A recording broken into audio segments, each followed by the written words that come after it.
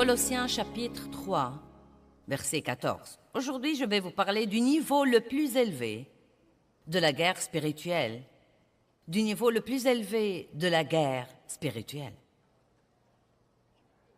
Hier soir, nous avons parlé de nous revêtir de nos vêtements spirituels, nous revêtir de choses comme la paix et revêtir de la miséricorde et nous revêtir d'un comportement qui représenterait Dieu.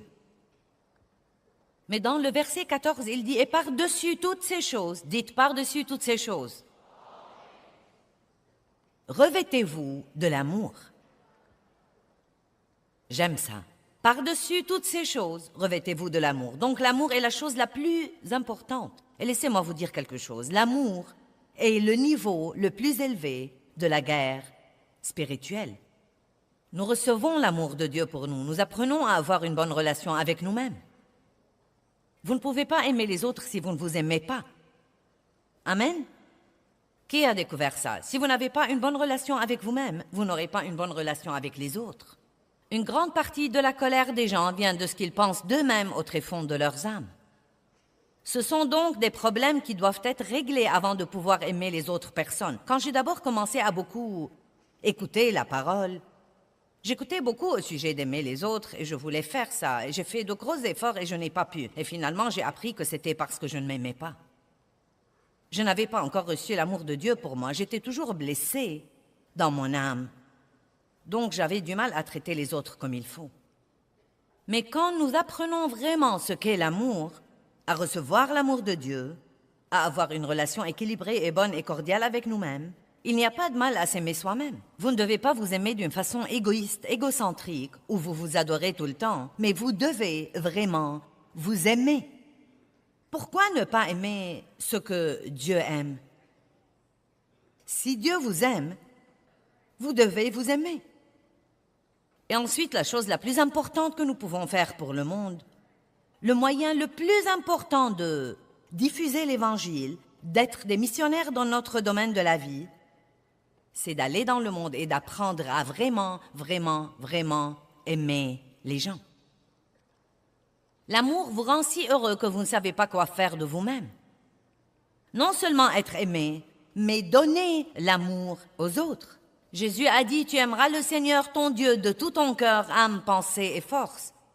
Tu aimeras ton prochain comme toi-même. Dans Jean, il dit, je vous donne un commandement nouveau, aimez-vous les uns les autres comme je vous ai aimés. À ceux-ci, tous connaîtront que vous êtes mes disciples. J'aime vraiment voir et recevoir ces versets. Il n'a pas dit, ayez un autocollant, mettez-le sur votre voiture. Veillez à porter une grande croix autour du cou. Prenez votre Bible et vos écouteurs pour marcher. Séparez-vous de tous les autres et veillez à être extrêmement religieux et à ce moment-là, ils vous connaîtront. Il a dit non, à ceux-ci, tous connaîtront que vous êtes mes disciples si vous continuez à montrer de l'amour les uns aux autres, dit la Bible amplifiée. Ça ne suffit donc pas de l'avoir, nous devons le montrer. Et rappelez-vous, hier nous avons établi que le mot « se revêtir » veut dire le faire intentionnellement. Et cela veut dire le faire exprès. Peut-être que vous direz, eh bien tu sais, Non mais je peux aimer certaines personnes, mais il y a des personnes que je ne peux pas aimer. Non mais il y a des personnes qui... Ils ne méritent pas mon amour. Eh bien, y a-t-il quelqu'un ici qui mérite l'amour de Dieu? Je ne crois pas.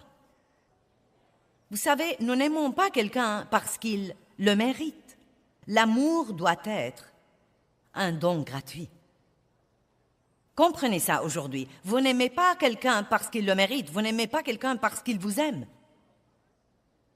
Vous n'aimez pas quelqu'un parce que vous en avez envie. Vous l'aimez parce que c'est ce que vous êtes. Vous marchez, vous parlez, vous débordez d'amour. Dieu est amour et il est en vous. Amen. Laissez-moi vous raconter une petite histoire. Un petit garçon est venu à sa mère dans la cuisine pendant qu'elle préparait le dîner et il lui a présenté une facture qu'il avait rédigé où il lui facturait toutes les tâches ménagères qu'il avait faites cette semaine. Il a dit, pour avoir tondu la pelouse, tu me dois 5 $. Pour avoir nettoyé ma chambre, tu me dois 1 $. 50 sous pour être allé au magasin pour toi. 25 sous pour avoir gardé mon petit frère. 1 $ pour avoir sorti les poubelles. 5 $ pour avoir eu un bon bulletin scolaire. 2 $ pour avoir ratissé les feuilles mortes. Le total que tu me dois cette semaine s'élève à 14,75 $. Sa mère l'a regardé debout là et elle a commencé à écrire sur le verso du papier.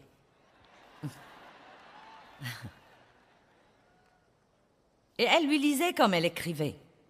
Pour les 9 mois où je t'ai porté quand tu grandissais au-dedans de moi, c'est gratuit. Pour toutes les nuits où je t'ai veillé, je t'ai soigné et j'ai prié pour toi, c'est gratuit. Pour tous les moments difficiles et toutes les larmes que tu m'as fait verser au cours des années, c'est gratuit. Pour toutes les nuits remplies d'effroi et pour tous les soucis qui s'annonçaient, c'est gratuit. Pour les jouets, le manger, les vêtements et oui, même te moucher, c'est gratuit. Fils, quand tu additionnes tout ça, le coût de mon amour est gratuit. Quand le garçon a fini de lire ce que sa mère avait écrit, il avait les larmes aux yeux. Il a repris le papier et il a écrit en travers de sa facture intégralement payée.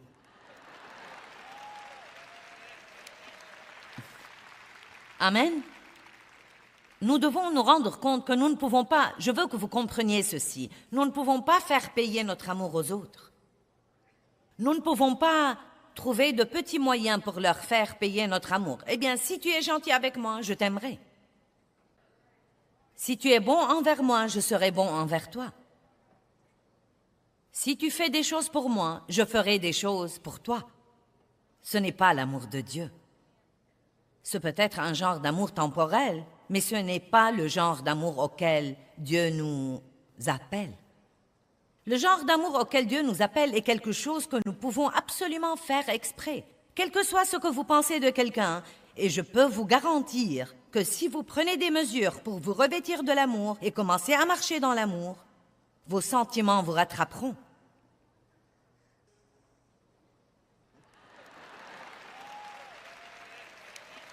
Certains sont sur le point de divorcer et si vous rentrez chez vous et que vous commencez exprès à montrer l'amour à cette personne sans rien ressentir envers elle,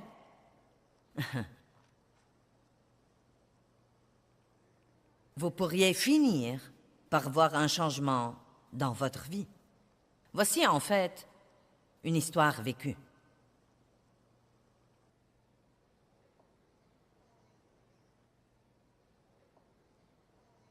Un ministre parle d'une femme qui a quitté son bureau, pleine de haine envers son mari. Je veux non seulement me débarrasser de lui, je veux non seulement le divorcer, mais je veux encore le blesser autant qu'il m'a blessé. Le ministre a suggéré un plan ingénieux. Rentre à la maison et fais comme si tu aimais vraiment ton mari. Dis-lui qu'il compte beaucoup pour toi. Loue-le pour tous ses bons traits. Donne-toi beaucoup de mal pour être aussi gentille, prévenante et généreuse que possible. N'épargne aucun effort pour lui plaire. Aime-le, fais-lui croire que tu l'aimes et quand tu le convaincs de ton amour éternel et que tu ne peux pas vivre sans lui, à ce moment-là, lâche la bombe et dis-lui que tu demandes le divorce. Cela le blessera vraiment. Et bon sang, sera-t-il surpris? Et elle a fait ça avec enthousiasme. Elle a joué à ce jeu pendant 2 mois. Elle a joué ce rôle, elle s'est comportée comme si elle l'aimait, et elle pensait pendant tout ce temps-là combien elle pouvait le blesser à la fin. Elle a continué à faire ça. Elle n'a jamais rappelé le ministre. 2 mois plus tard, il l'a appelée et lui a dit « Es-tu prête pour demander le divorce ?» Elle a dit « Divorce? Jamais! J'ai finalement découvert que je l'aime vraiment. » Allez, vous pouvez applaudir un peu plus fort que ça.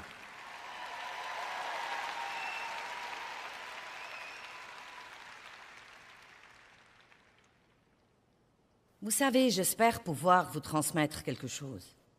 J'ai étudié et j'ai enseigné et j'ai essayé de vivre la parole de Dieu très sérieusement pendant 35 ans.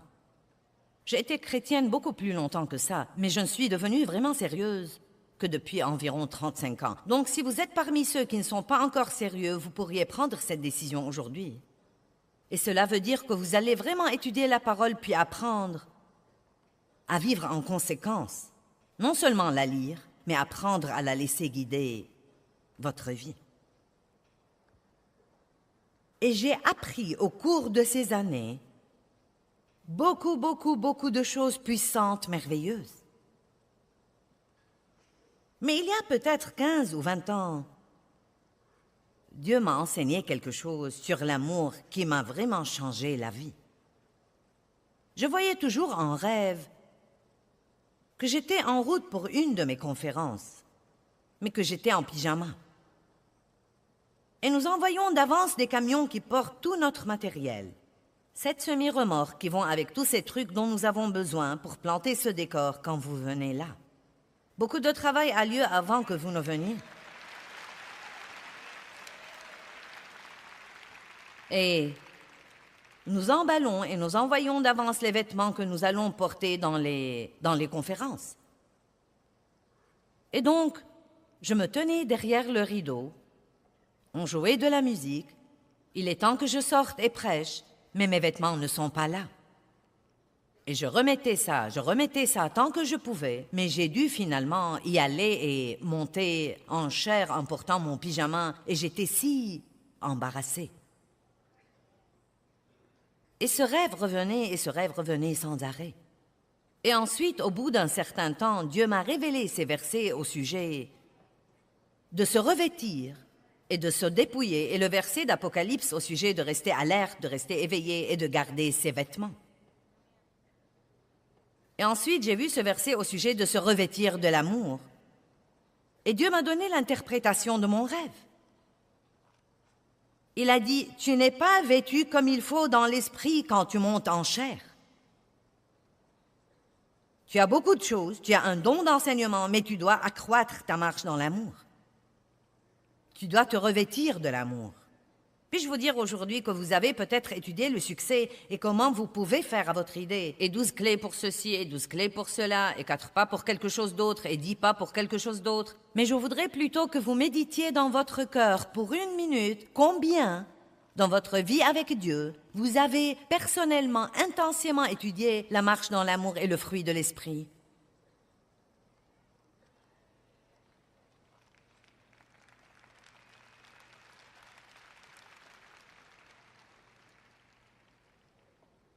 Est-ce que vous savez même qu'est-ce que l'amour? Eh bien, 1 Corinthiens 13 dit que l'amour est patient. Nous pouvons voir l'amour. L'amour est patient. Il est bon, il est humble, il n'est pas jaloux, il n'est pas envieux, il n'est pas impoli, il n'est pas grossier, il n'est pas égoïste et égocentrique, il ne cherche pas son intérêt ou son bon plaisir. L'amour ne soupçonne point le mal, il ne renonce jamais, il n'abandonne jamais. Donc on peut voir l'amour et on peut le ressentir. Et nous devons l'étudier. Non seulement nous étreindre de temps à autre à l'église et dire « Je t'aime de l'amour du Seigneur », nous devons étudier l'amour. Nous devons savoir ce que c'est, parce que c'est la chose la plus importante pour Dieu, et il n'y a pas moyen de vaincre le diable si nous n'avons pas une bonne, saine, forte, vibrante et intense marche dans l'amour.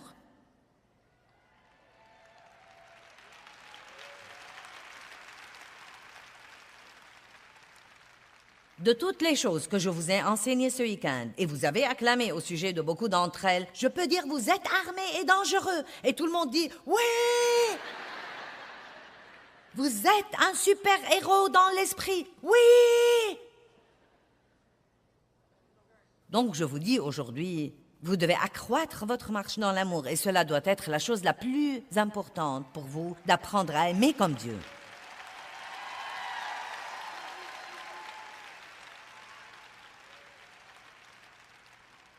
J'ai appris, il y a une bonne quinzaine d'années, que je pouvais faire les choses exprès, que je ne devais pas en avoir envie.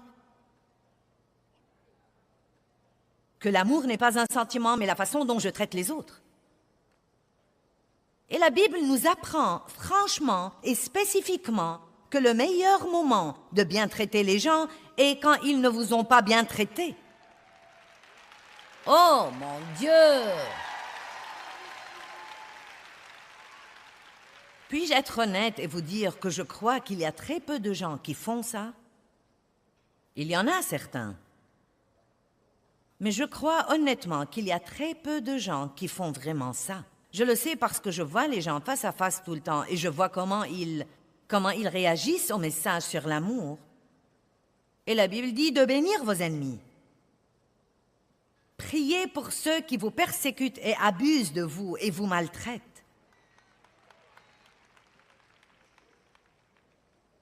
Vous voyez, ça n'a aucun sens pour nous.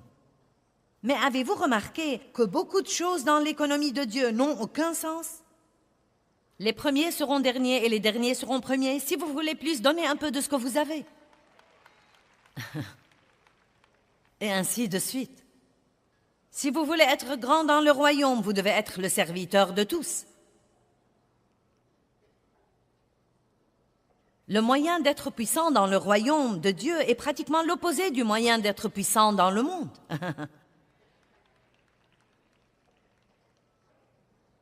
Maintenant, c'est difficile de bien traiter quelqu'un qui n'a pas été bon envers vous seulement en ce qui concerne vos sentiments. Mais quand vous allez au-delà de vos sentiments, quand vous vivez au-delà de vos sentiments, j'ai écrit un livre intitulé « Vivre au-delà de vos sentiments ». Allez, il est temps d'arrêter de laisser les sentiments nous contrôler. Votre volonté est le grand patron. Quel que soit ce que vous ressentez ou ce que vous pensez, prenez une décision délibérée et le Saint-Esprit vous rejoindra si c'est quelque chose que Dieu veut que vous fassiez. Et vous pouvez faire tout ce que vous voulez faire si vous voulez vraiment le faire.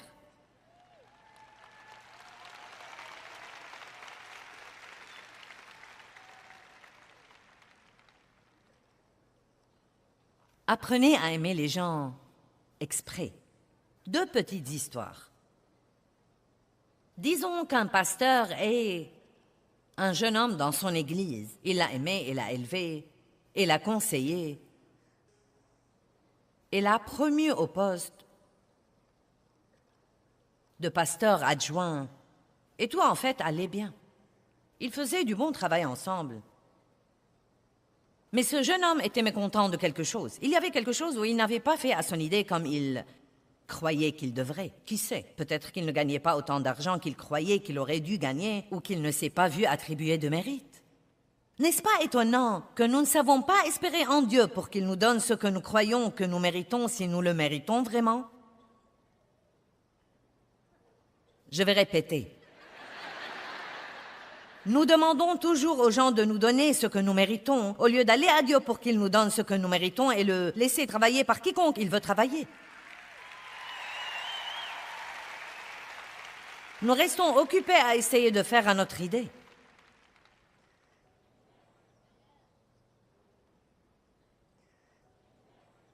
Et donc, disons que ce jeune homme était mécontent, et donc il a commencé à provoquer des dissensions dans l'église. Et écoutez, c'est une histoire inventée, mais elle arrive dans les églises tout le temps. Donc il a parlé aux membres de la congrégation avec qui il était ami, et je crois que je vais fonder une église, je crois, vous savez, qu'en pensez-vous? Est-ce que vous viendrez avec moi si je fonde une autre église? Et peu de temps après, environ, vous savez, peut-être, 30% de la congrégation sont allés avec lui. Donc, il s'est éloigné de 2 ou 3 kilomètres et il a démarré une autre église. Et c'était dévastateur pour le pasteur. Dévastateur. Le jeune homme n'a jamais considéré que peut-être Dieu ne voulait pas encore qu'il ait ceci. Peut-être qu'il n'a jamais considéré que quelle que soit la chose dont il voulait s'attribuer le mérite, que Dieu voulait qu'il la fasse avec un cœur plus pur et que Dieu ne l'a pas laissé avoir le mérite exprès parce qu'il le testait. Nous voulons toujours être applaudis et remarqués pour tout ce que nous faisons, mais Dieu très souvent cache aux autres ce que nous avons fait parce qu'ils nous testent pour voir si nous avons un cœur pur. J'ai fait ça et personne ne m'a remercié. Est-ce que vous l'avez fait pour être remercié ou est-ce que vous l'avez fait pour Dieu?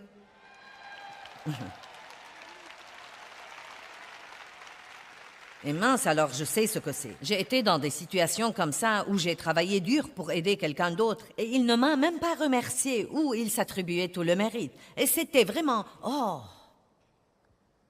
C'était déchirant. Mais je rends grâce à Dieu de m'avoir donné la grâce de m'humilier. Vous savez, l'humilité, c'est ça. Cela veut dire rester en bas.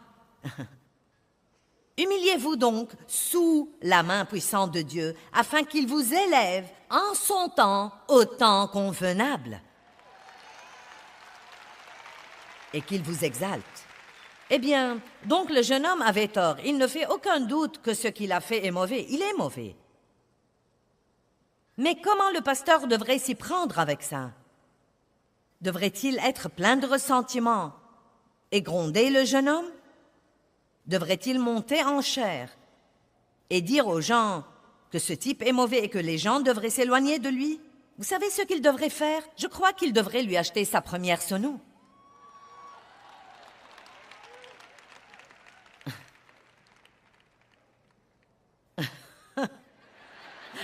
J'ai vu quelques-uns disant...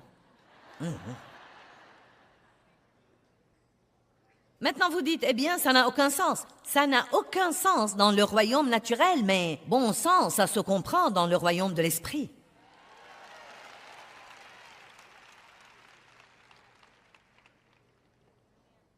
Et voilà pourquoi Romains 12, 21, mettons-le sur l'écran pour que vous le voyez.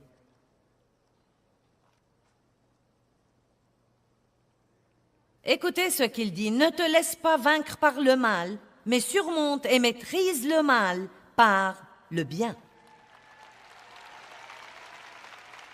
Laissons-le là pour une minute.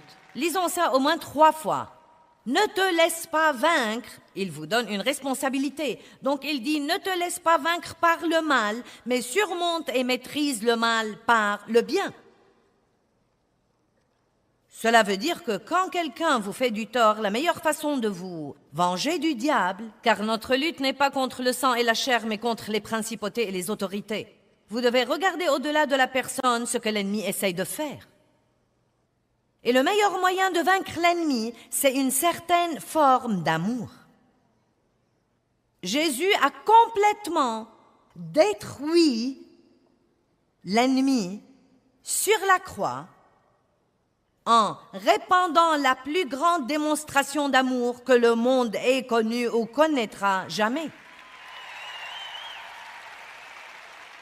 Il a fait quelque chose qui était complètement injuste, complètement déraisonnable, très sacrificiel. Et à cause de ça, toutes les personnes qui seront jamais sur la planète auront l'espoir. Bon sang, ça alors. Vous dites, eh bien, pourquoi devrais-je l'aider à réussir? Voilà la chose que vous ne comprenez pas. Il ne réussira pas. Ne vous inquiétez pas pour son succès. Il ne réussira pas. Parce qu'on ne peut pas réussir quand on fait des choses comme ça. Mais si vous laissez son mauvais comportement vous rendre amer, maintenant vous abîmez votre propre succès. Maintenant, vous allez échouer autant que lui. Mais si vous faites ce que Dieu vous demande de faire, indépendamment de ce que vous ressentez,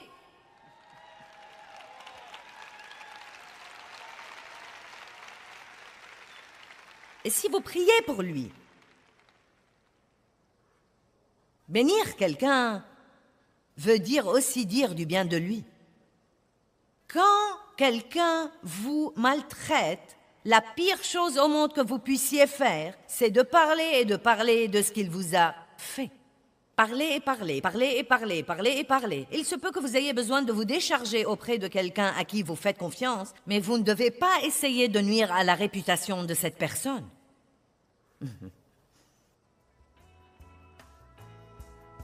Laissez Dieu être Dieu. Eh bien, je crois qu'apprendre à aimer comme Dieu nous aime est notre arme secrète la plus grande. Et c'est la forme la plus élevée de la guerre spirituelle. Et je crois que c'est surtout puissant quand nous choisissons d'aimer les gens qui nous ont blessés.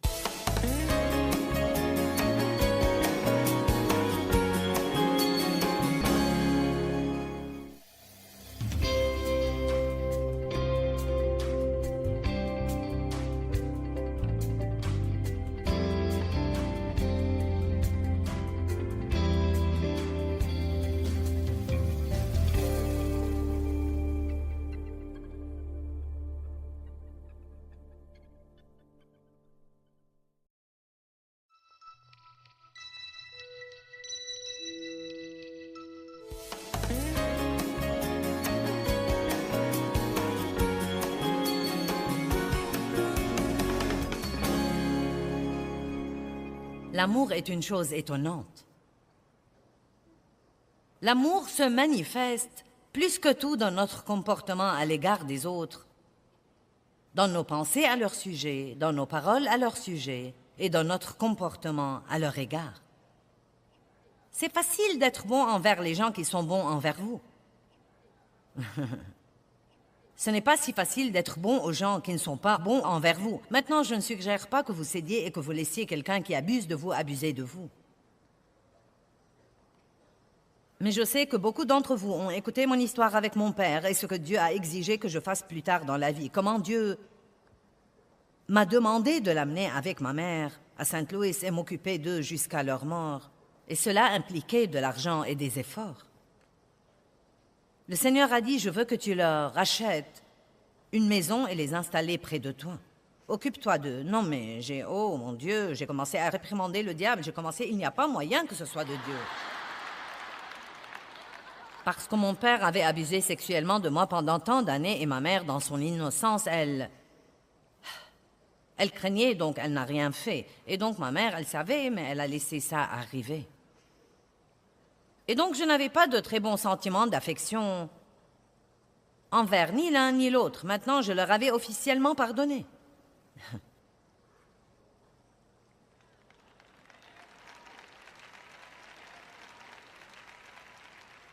Mais Dieu voulait me prendre à un niveau plus profond. Et peut-être que Dieu essaie de prendre certains d'entre vous à un niveau plus profond parce que vous avez besoin d'entrer dans le niveau le plus profond de la guerre spirituelle. Peut-être que vous dites tout le temps, je veux que le diable me fiche la paix. Et que Dieu vous a envoyé ici pour apprendre à faire ça.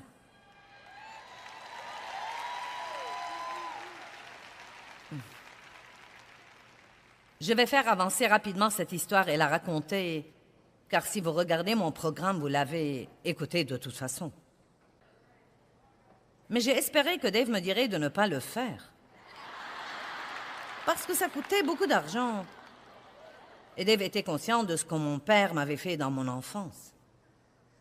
Il a dit, si c'est de Dieu, tu ferais mieux de le faire. Donc nous sommes sortis, nous avions pour but d'acheter la maison la plus bon marché. Non mais nous avons vu des maisons mobiles, nous avons vu des maisons mobiles rouillées. Et...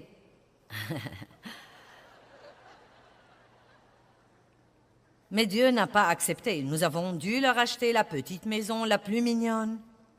Et c'était précisément à 8 minutes de notre maison. Et ensuite, ils devaient avoir une voiture. Et ensuite, ils devaient avoir des meubles. Et on devait leur acheter leur épicerie toutes les semaines. Et on devait aider à nettoyer. Et on devait les prendre à leur rendez-vous chez le médecin. Et il n'y avait rien en moi qui voulait s'embarquer dans tout ça parce que je suis une femme occupée qui court le monde et enseigne l'amour aux gens.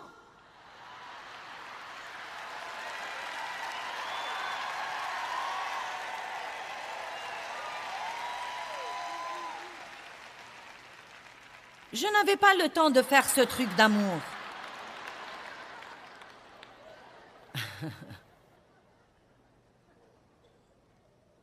Oh mon Dieu! Je crois que nous sommes instruits bien au-delà de notre niveau d'obéissance parfois. Donc, Ça a pris un peu de temps, mais mon attitude est devenue bonne. Et j'avais un peu l'impression que je faisais quelque chose de bien plus puissant que je ne m'en rendais compte. Vous devez comprendre que ce n'est pas parce que vous n'aimez pas ça qu'il n'y a pas quelque chose d'absolument étonnant qui a lieu dans l'esprit. Il y avait quelque chose d'étonnant qui avait lieu dans l'esprit. Il y avait en fait une libération qui avait lieu dans l'âme de mon père. Il ne s'était jamais repenti de ce qu'il m'avait fait. Il n'avait jamais dit qu'il était désolé. Il n'y avait jamais fait face. Il n'était pas sauvé.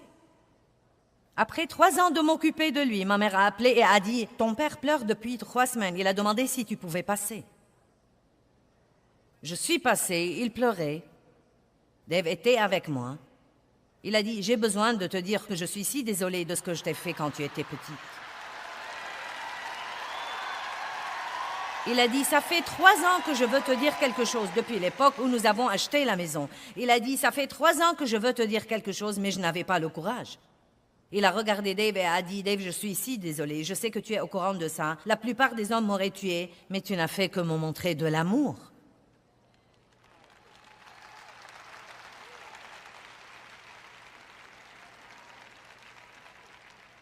Eh bien, j'étais si heureuse pour lui pour avoir pu dire ça.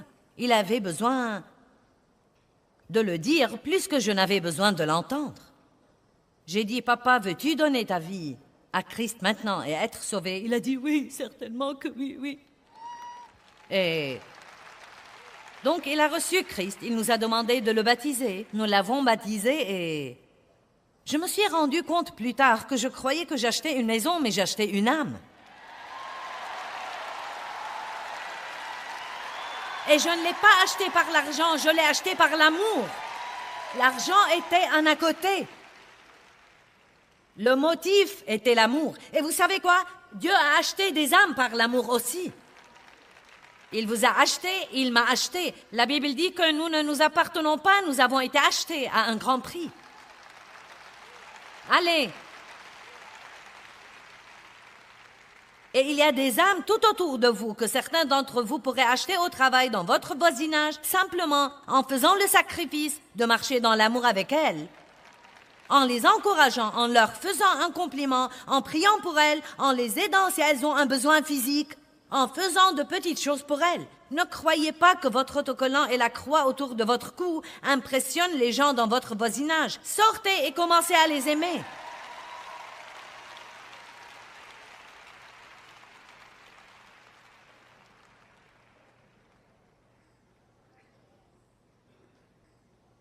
Et faites-le exprès. N'attendez pas d'en avoir envie. Faites-le exprès. Eh bien, et moi alors? Dieu s'occupera de vous. L'amour est toujours un genre de don. Car Dieu a tant aimé le monde qu'il a donné son Fils unique, et ce qu'il a de mieux. J'aime ça. Le don devrait nous coûter quelque chose. Notre don devrait parfois en arriver au point d'être un peu coûteux, un peu inconfortable. Jésus a souffert sur la croix. C'était un endroit de sacrifice. L'amour veut toujours dire le sacrifice. Le saviez-vous? Le véritable amour vous coûtera quelque chose. C'est pourquoi les gens ne le pratiquent pas. C'est facile d'en parler. Mais le pratiquer exige un sacrifice. Ça prend du temps. Il faudra vous humilier bien des fois, surtout quand vous entrez dans le domaine de faire quelque chose pour quelqu'un que vous n'aimez pas. Il faut faire un effort pour aimer les gens. Vous tous qui avez apporté les articles que nous vous avons demandé d'apporter pour les pauvres ici à Detroit, vous avez fait un travail si phénoménal, non mais vraiment phénoménal. Je suis stupéfiée entre vous et les églises qui ont participé. Cela devrait dire des choses majeures à la ville. Non, mais nous avons des pièces remplies de trucs. Ça a demandé un effort. Ça a pris du temps et ça a pris un peu de votre argent. Mais je peux vous garantir que vous êtes aussi un peu plus heureux au tréfonds de vos cœurs que vous ne l'auriez été si vous aviez pensé « je n'ai pas le temps pour ça ». Un autre peut le faire. C'est ce que nous pensons beaucoup de fois. Cela vous coûte. Vous savez, il y a une époque, et je veux que nous regardions ça dans 2 Samuel.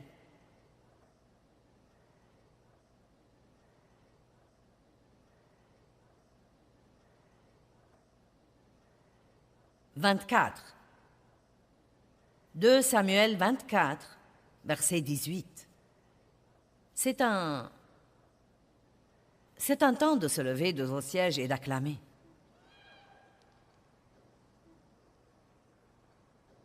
« 2 Samuel 24, 18.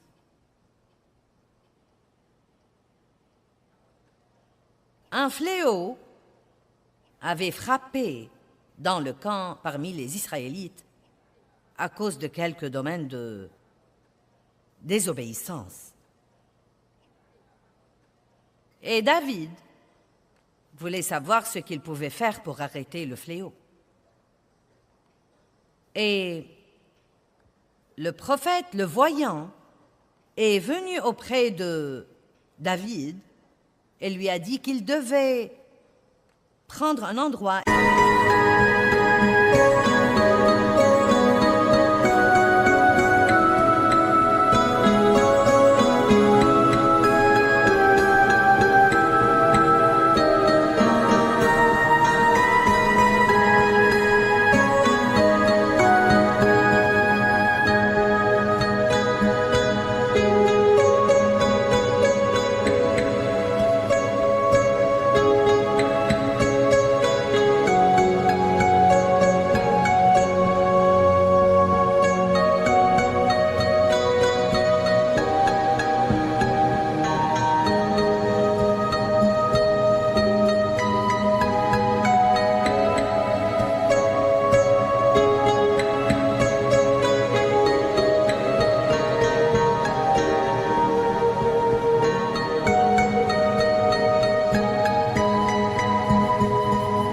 Et offrir des sacrifices et que Dieu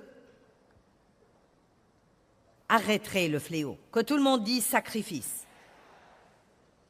Donc dans le verset 18, et Gad alla trouver David et il lui dit « Monte ériger un autel au Seigneur dans l'air d'Aronin le Jébusite. » Et David monta comme l'avait dit Gad selon l'ordre du Seigneur. Et Arona regarda et vit le roi et ses serviteurs qui s'avançaient vers lui. Et Arona sortit et se prosterna devant le roi, la face contre terre.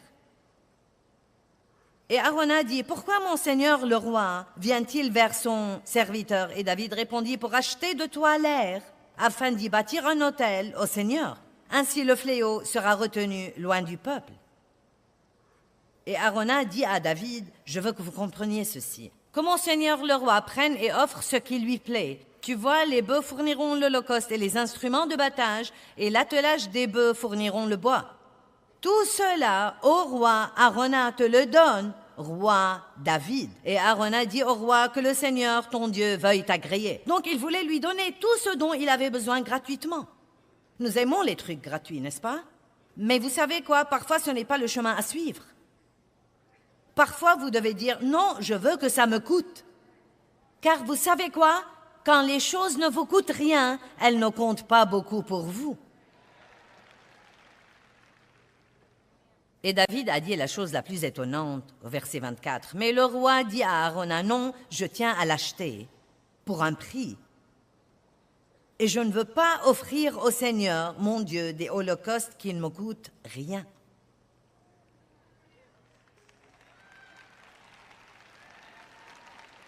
Donc l'amour est un sacrifice.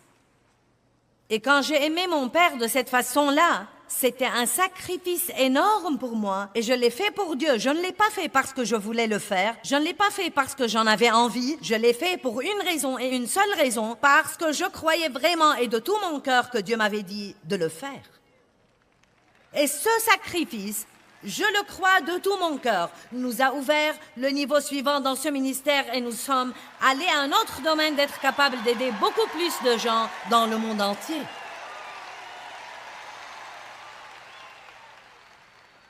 Le sacrifice apporte toujours une récompense. S'il est fait avec un cœur pur, il apporte toujours une récompense. Et ensuite, un professeur m'a dit quelque chose de très intéressant sur ce verset, il y a 2 ou 3 jours.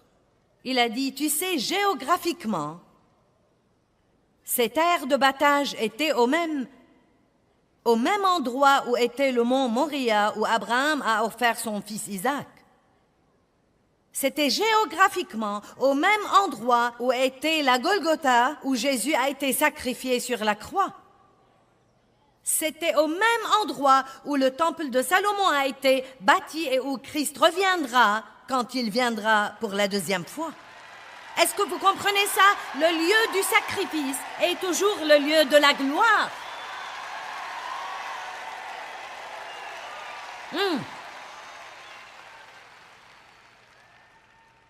Ce sacrifice que Dieu m'a donné la grâce pour faire est aussi une des gloires les plus grandes dans ma vie. C'est une de mes percées les plus grandes. C'est un de mes succès les plus grands d'être capable de montrer l'amour à mon Père et de laisser Dieu me prendre à un niveau de maturité spirituelle où je pouvais montrer à mon Père ce genre d'amour après ce qu'il m'avait fait. Et c'est pour moi une gloire plus grande que d'avoir ce ministère mondial.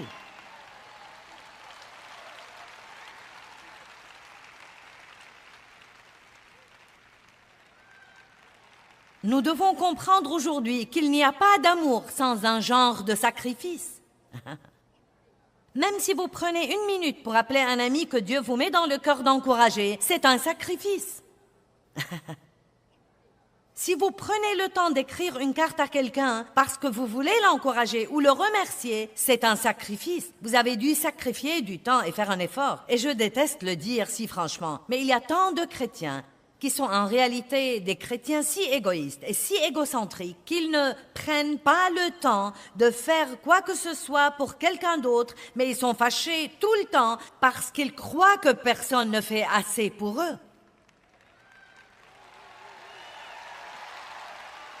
Et il est temps que nous passions au niveau le plus élevé de la guerre spirituelle. Vous savez quoi? Si votre marche dans l'amour est ardente, embrasée, brûlante, non mais vous allez effrayer l'enfer.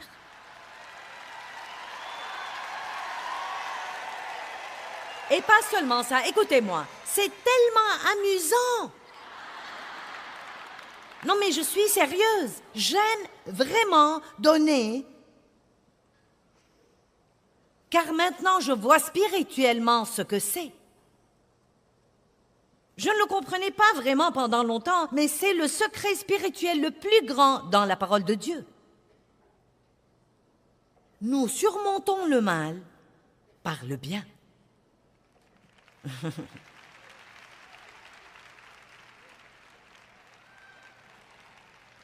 Et toujours, quand vous donnez, cela vous revient toujours. Le don est une belle chose.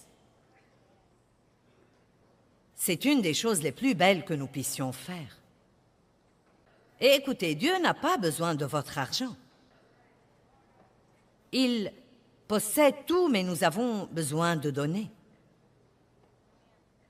Numéro 1, c'est un des moyens dont nous combattons l'avidité. Et l'avidité est une chose très dangereuse. La Bible dit, gardez-vous de l'avidité et de la convoitise. Donc, donner une partie de tout ce que Dieu vous donne est un moyen de combattre l'avidité. Mais d'un autre côté, Dieu vous surprend, car quand vous faites ça, il vous donne davantage. Vous devez donc continuer à donner pour pouvoir combattre l'avidité. Amen? J'aime donner. J'aime mettre des sourires sur les visages. Vous n'aimez pas faire quelque chose de gentil pour quelqu'un et le voir sourire? Faire des choses pour les gens. Être gentil avec les gens, être patient avec les gens. est l'ingrédient le plus important dans l'amour. Regardons Romains 5, 17.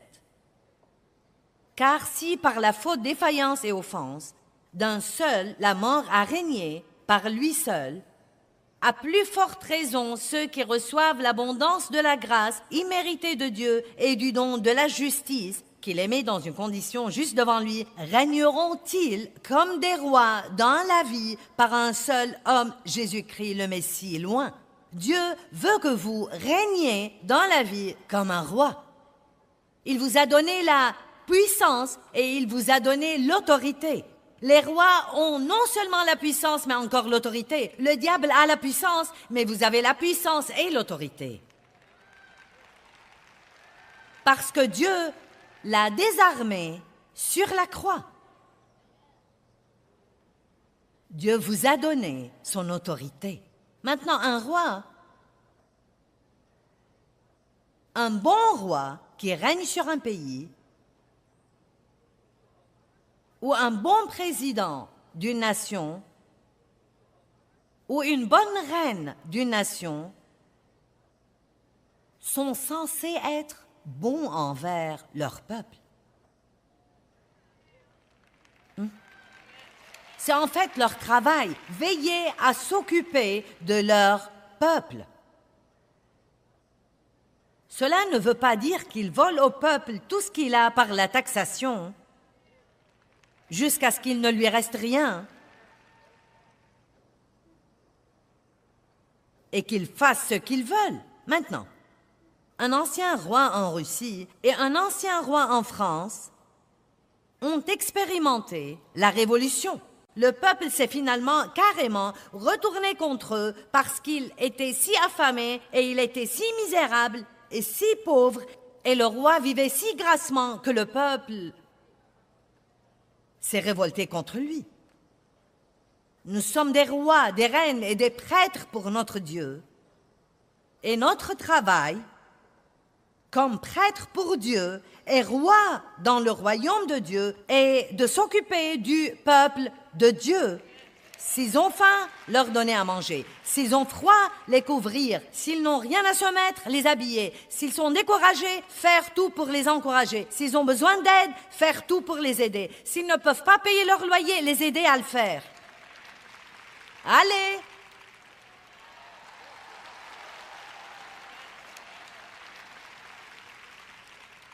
Eh bien, nous sommes là pour ça.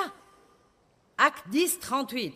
Voyez comment Dieu a oint Jésus de Nazareth du Saint-Esprit et de force et comment il allait de lieu en lieu faisant du bien.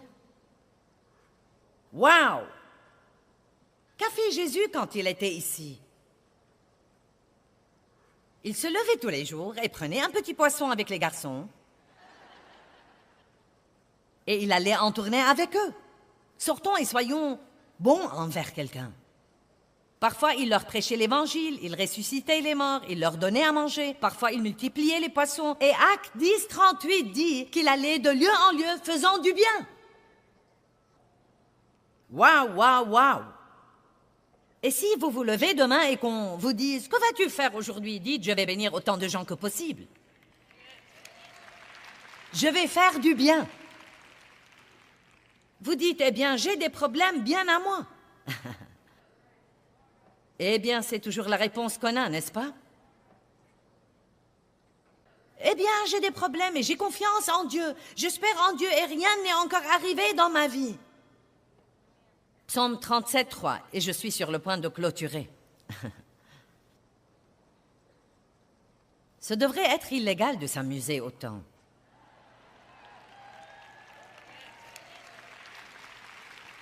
Êtes-vous prêts? Ayez confiance. Appuyez-vous, comptez et soyez confiants dans le Seigneur et... Quoi? Quoi? Quoi? Il y a le double paquet qui assomme le diable chaque fois. Faire confiance à Dieu, faire le bien. Faire confiance à Dieu, faire le bien. Vous avez un problème? Faites confiance à Dieu. Pendant que vous attendez sa délivrance, faites le bien. Eh bien, je crois qu'apprendre à aimer comme Dieu nous aime est notre arme secrète la plus grande.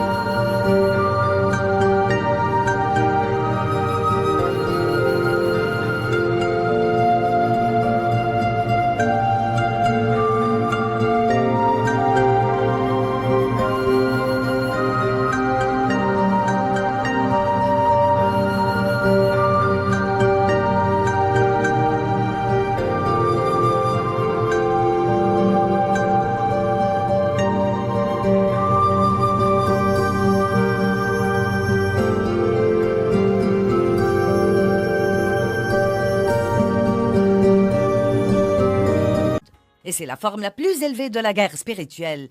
Et je crois que c'est surtout puissant quand nous choisissons d'aimer les gens qui nous ont blessés.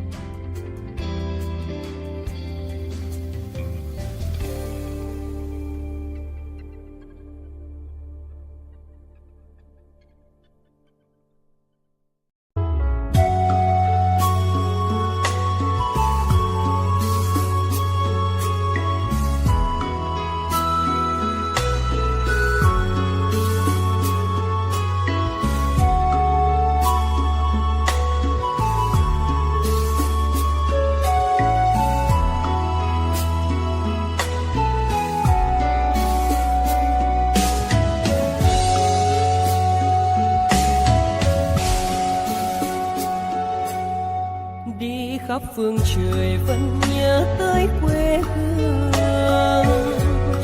Người về đây thăm làng trù quê mẹ và làng sen quê cha, xúc động bồi hồi người rơi giọt lệ, thương mái nhà tranh thương đất mẹ nghèo.